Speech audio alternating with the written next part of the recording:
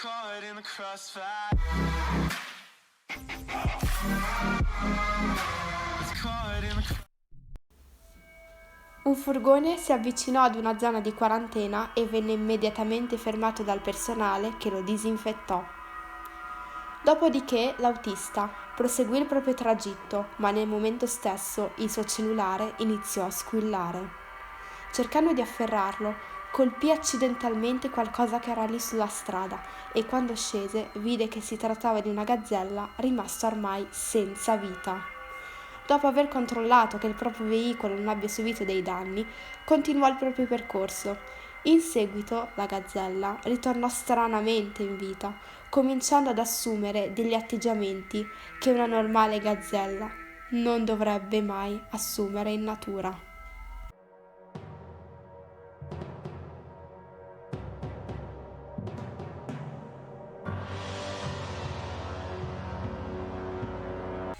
Successivamente la scena si spostò da Sai-Kuo, il quale, durante la pausa pranzo, si mise a leggere un sito che parlava di una misteriosa moria di pesci nel lago artificiale di Jingyang. In seguito tornò a casa, dove trovò sua figlia Sohan che stava parlando con sua madre al telefono di nascosto. Terminata la chiamata, Sohan gli chiese se il giorno dopo l'avrebbe portata la sua madre a Busan e lui le chiese di aspettare, visto che aveva ancora tanto lavoro da svolgere, ma a risposta Sohan insistette fino a fargli cambiare idea per poi portarla domani a Busan. Sai-Kuo e la figlia salirono in macchina e partirono per raggiungere la stazione. Proprio davanti alla loro macchina, improvvisamente, passò una fila di camion di pompieri diretti verso una precisa direzione. In macchina la bambina notò della cenere cadere dal cielo e un incendio lontano che riuscì a vedere grazie al riflesso dell'auto. Alla stazione il treno si stava preparando per partire. Nel frattempo, Sei-Kuo chiamò l'ufficio per dire che sarebbe tornato prima dell'ora di pranzo e intanto il suo assistente gli rivelò che ci sono stati dei problemi al lavoro. Prima della partenza del treno, una ragazza ferita salì correndo dentro senza però essere notata da uno dei dipendenti della stazione. In seguito si chiuse in bagno, rivelando un grosso segno di morso sulla gamba. Una volta uscita, cercò di camminare, ma svenne e nessuno sembrò ancora notarla. Intanto il treno chiuse le porte e iniziò a partire. Sohan vide dal finestrino un uomo saltare addosso al dipendente della stazione, ma ormai era già troppo tardi per fare qualcosa, visto che il treno ormai era già partito per Busan. Successivamente, Sohan notò un signore di nome Yoon-suk che avvisò il controllore che c'era un senzatetto che non voleva uscire dal bagno. Perciò il controllore si precipitò da lui e lo vide tutto impaurito e spaventato e continuò a ripetere frasi del tipo «Tutti sono morti». Ma il controllore non ci fece tanto caso e cominciò ad ordinargli di uscire dal bagno. Sohan andò nel bagno di un altro vagone e qui si imbatté in un signore di nome Sang-Kwa, il quale stava sorvegliando la porta del bagno per sua moglie. Sang-Kwa consigliò alla piccola di andare nel bagno del vagone successivo. Successivamente l'assistente del controllore trovò la ragazza svenuta a terra e perciò, impanicata, chiamò un medico. E a interrompere il sonno di Sai-Kuo è l'improvvisa chiamata da parte del suo assistente d'ufficio che gli disse che stava accadendo qualcosa di grave a livello nazionale e, terminata la chiamata, si accorse che vicino a lui non c'era più la figlia e perciò si mise a cercarla. Intanto l'assistente del controllore continuava animatamente a chiamare un medico e improvvisamente la ragazza ferita, che era dietro di lei, si alzò, ormai già trasformata in zombie, le saltò sulla schiena e la morse mentre entravano in un vagone con i passeggeri dentro. E da lì si generò il caos.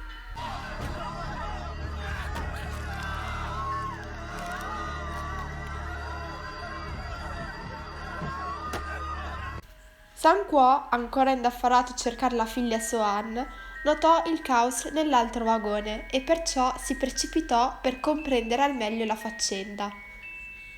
Purtroppo anche il controllore viene morso e perciò si trasformò in zombie e cominciò a sua volta a mordere altra gente, aumentando sempre di più il numero di tali creature.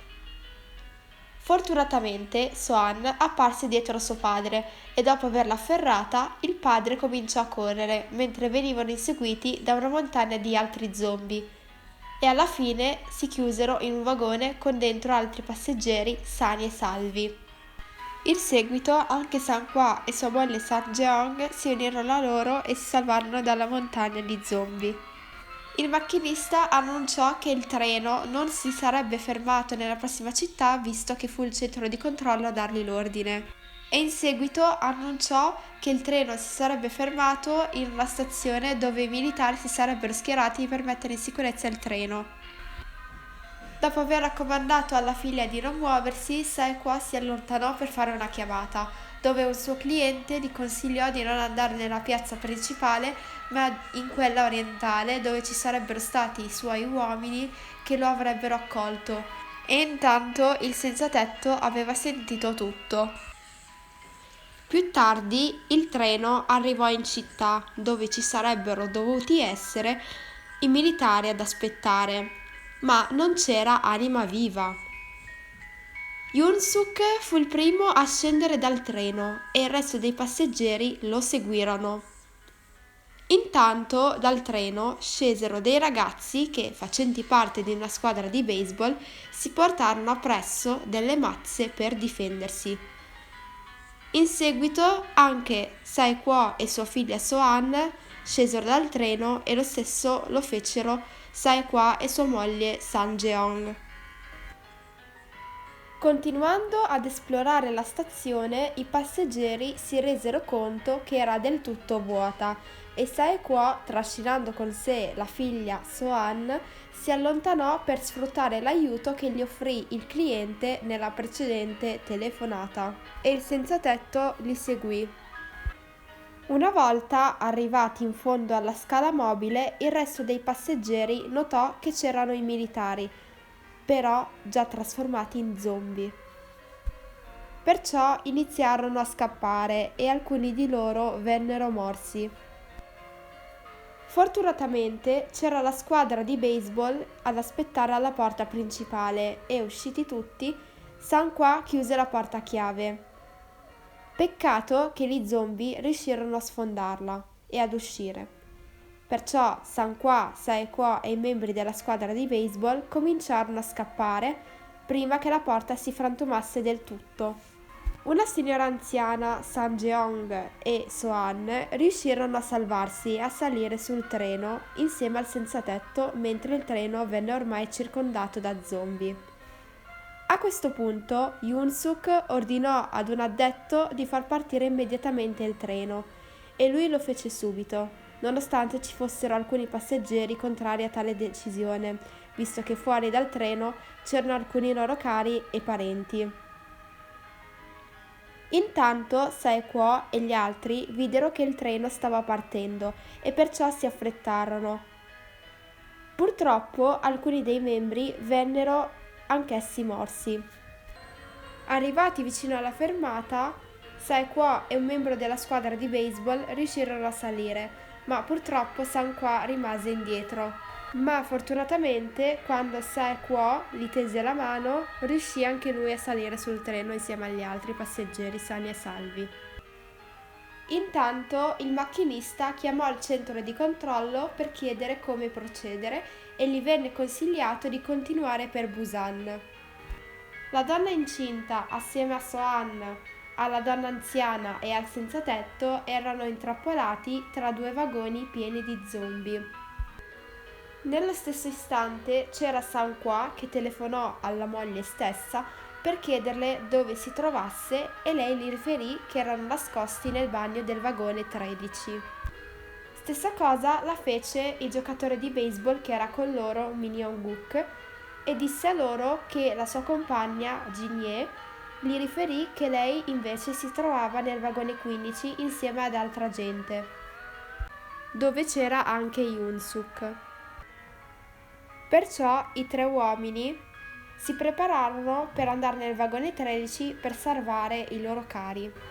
Dopo aver combattuto uno zombie dopo l'altro, improvvisamente arrivò una galleria e andò a finire che gli zombie non li videro più per un po'. In seguito arrivarono al vagone 13 e raggiunsero i loro parenti e cari. Raggiunto un altro tunnel, tutti uscirono dai bagni, strisciando attraverso i portabagagli. Ma improvvisamente il senzatetto cadde da uno dei portabagagli e Saequo andò ad aiutarlo cercando di non farsi vedere. Superato il tunnel, entrambi rimasero però bloccati nel vagone. Subito dopo, Saequo disse sottovoce al senzatetto di scappare al suo via, ma facendo ciò il senzatetto calpestò accidentalmente una lattina che era lì per terra, attirando in tal modo l'attenzione dello zombie. Rimasti con l'acqua in gola, decisero di fuggire mentre Sanqua trattenne per loro la porta con gli zombie che minacciavano di entrare aggressivamente. Ma, sfortunatamente, venne morso da uno di loro. Facendosi trascinare dalle parole dell'egoista Yoon-suk, i passeggeri del vagone 15 non permisero a Saequo e agli altri di entrare, visto che credevano che fossero infetti, ma invece non lo erano affatto. Alla fine il giocatore Min Young-guk riuscì a sfondare la porta del vagone 15, mentre Sanqua, ancora umano, cercava di spingere via la marea di zombie dall'altro lato. Sang Jeong scoprì che il marito è stato morso e perciò decise di andare da lui con lo scopo di rivederlo per l'ultima volta. Iniziò ad avvicinarsi a lui, ma lui le disse di stargli lontano. Improvvisamente la porta del vagone che Sanqua cercava di trattenere si ruppe e perciò gli zombie gli saltarono addosso, senza lasciargli una via di fuga. In seguito Saequo, Sohan, Sang-jeon, il senzatetto, Min Young-guk e Jin-hye riuscirono ad introdursi nel vagone 15, ma vennero in seguito cacciati via dai passeggeri per colpa di Yoon-suk e delle sue bugie. Presa dalla disperazione e vedendo la propria sorella zombie nell'altro vagone, la signora anziana decise di aprire la porta, di conseguenza tutti i passeggeri del vagone 15 vennero aggrediti dagli zombie. Yoon-suk e l'addetto, sopravvissuti all'attacco zombie di pochi istanti fa avvenuto nel loro vagone, rimasero bloccati in bagno. Ad un certo punto Yoon-suk disse all'addetto di uscire per primo dal bagno per poi scappare insieme, ma andò a finire che lo spinse verso gli zombie per poi fuggire autonomamente. Il macchinista, quando vide la città tutta distrutta dalle fiamme, congedò in maniera squallida i passeggeri e decise di fermare il treno e di prenderne un altro per Busan e alla fine ne trovò uno. D'un tratto arrivò un treno in fiamme che colpì aggressivamente il vagone dei sopravvissuti.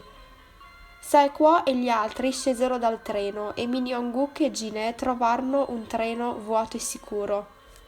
All'improvviso però arrivò Yoon-suk che prese la ragazza e la gettò addosso ad uno zombie per difendersi e purtroppo anche alla povera ragazza Jin-hye è toccato trasformarsi in zombie tra le braccia del ragazzo per poi alla fine morderlo.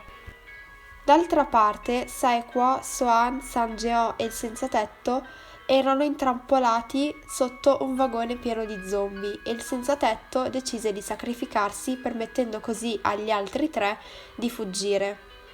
Successivamente riuscirono a salire su un treno ancora in movimento. Quando si misero a cercare il macchinista di quel treno, trovarono al suo posto Yoon-suk quasi trasformato e, nel momento in cui la sua trasformazione giunse a termine, cominciò ad attaccarli. Durante il combattimento, Saequo riuscì a sconfiggere Yoon-suk, ma venne morso. Prima che si potesse trasformare in uno zombie, l'uomo disse alle due ragazze di proseguire verso Busan, che sarebbe stato un posto sicuro per loro.